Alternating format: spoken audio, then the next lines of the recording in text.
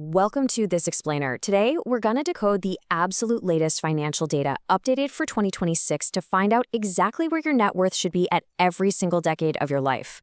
Whether you're in your 20s and just getting that career off the ground, or you're in your 60s and eyeing that retirement finish line, we're going to figure out exactly where you stand compared to everyone else. And, more importantly, we'll cover exactly what you need to do right now to secure your financial future. Let's get into it. Okay, so here's our roadmap for today. We're looking at 1. Defining your net worth.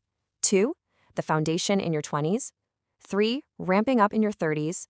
4. Peak priorities in your 40s. 5. The home stretch in your 50s. And 6. Reaching retirement in your 60s. We'll start with the basic math and then walk through this decade by decade, giving you 3 highly actionable goals for whatever stage of life you're currently in. All right, Section 1, Defining your net worth and the truth about average wealth. Before we start throwing around specific age benchmarks, we absolutely have to establish how personal wealth is actually measured. You'd be surprised how often this gets mixed up, but your net worth is simply defined as the total value of everything you own, those are your assets, minus everything you owe, which are your liabilities. So let's say you have $10,000 in a checking account and $20,000 in a retirement account. Great, that's $30,000 in assets.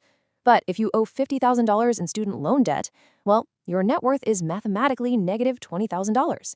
It's a really simple equation, but honestly, it's an incredibly revealing one. Now, there is a totally critical distinction we need to make here between the average and the median. Throughout this explainer, you're going to see some massive disparities. See, the average net worth is heavily skewed upward by the ultra-rich, the billionaires and mega millionaires at the top. The median, on the other hand, represents the realistic middle point of the population. It paints a much clearer picture of where most people actually stand. So that's the baseline we're going to use today to anchor our expectations. Moving right along to Section 2, the foundation, your 20s, building from the ground up. According to the most recent data from Empower, the median net worth in this decade is just $6,689. But hey, we're not here to just be median, right? We want to set our sights way, way higher for the end of this foundational decade. According to Fidelity's famous rule of thumb, by the time you reach age 30, you should aim to have exactly 1 times your annual salary saved up for retirement. Since the median income in America for a 30-year-old is $52,020, you should be aiming to have at least that much in your net worth by the time you hit the big 30. And guys, the sheer power of starting early is just undeniable. If you're making a $60,000 salary and simply capture the historical average 8% return of the S&P 500, saving just 15 or 20% of your income yields anywhere from $1.6 to well over $2.2 million by the time you're 60. It's wild. The math literally does the heavy lifting for you if you just give it time. So to reach that 1x multiplier by 30, your 3 core goals right now are crystal clear. First, aggressively avoid high-interest consumer debt.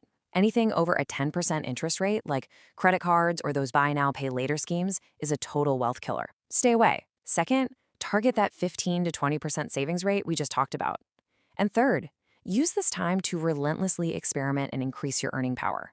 Get a certification in database management, or figure out how to monetize a fitness hobby by personal training, or maybe start a newsletter. Your 20s are all about building your income engine. Next up, Section 3, Ramping Up. Your 30s, the decade for accelerating your wealth. As we enter this phase, the median net worth creeps up to $24,580. But the slightly uncomfortable truth here, if you just track alongside these median numbers, you simply won't have enough to comfortably retire later on. We need to hit the gas. Fidelity steps up the benchmark significantly here. They suggest you accumulate 3 times your annual salary by age 40. Now, the median income jumps to around $61,970 at this stage, which means your target net worth is approximately $185,910.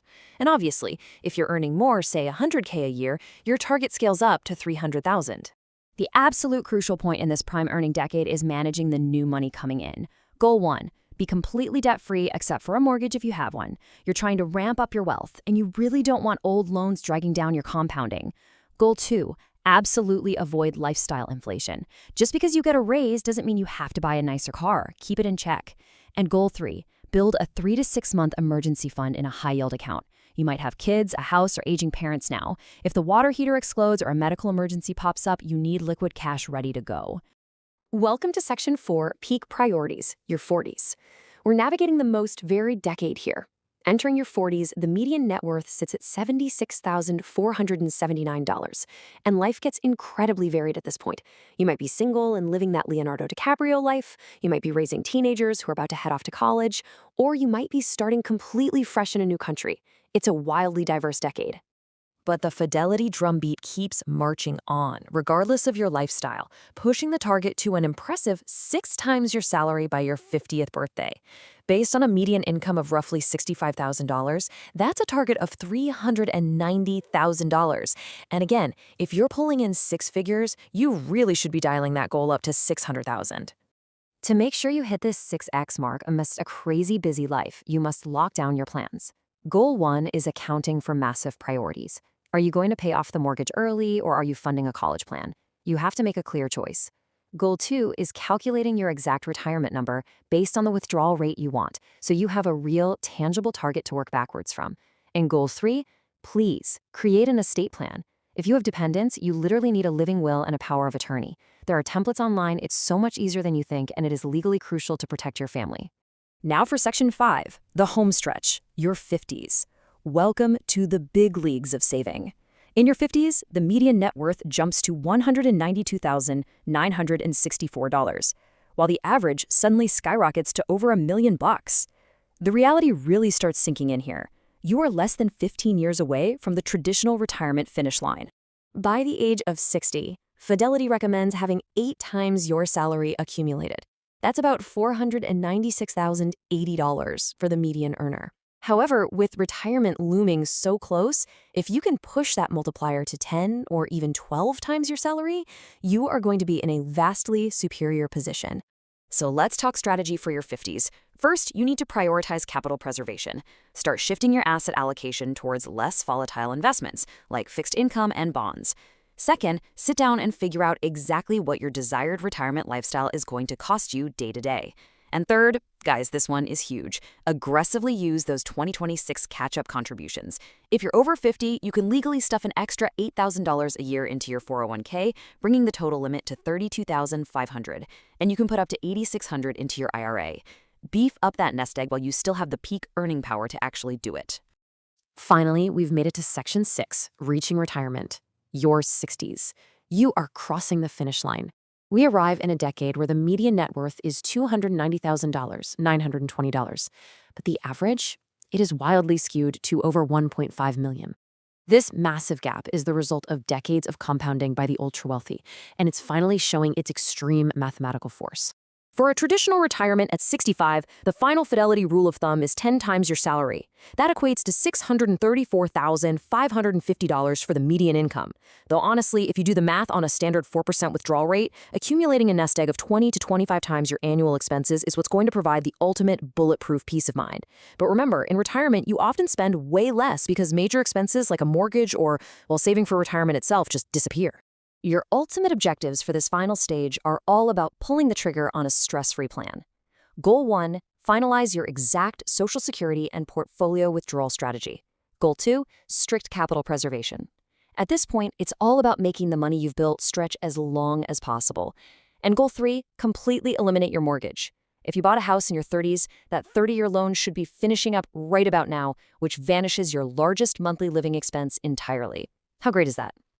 When we step back and look at this entire progression, the escalating power of this journey becomes undeniably clear. Starting with a simple 1 times multiplier at age 30 requires discipline, sure, but it builds this immense, undeniable momentum across the decades, snowballing into 3, 6, 8, and finally 10 times your salary. It is a beautiful thing to see. So whether you're just trying to build that very first foundation in your 20s, accelerating in your 40s, or crossing the finish line in your 60s, I have to leave you with this. What is your exact retirement number, and what is the one concrete step you will take today to make sure you hit it? Thank you so much for joining me for this explainer. Keep building that wealth, and I'll see you next time.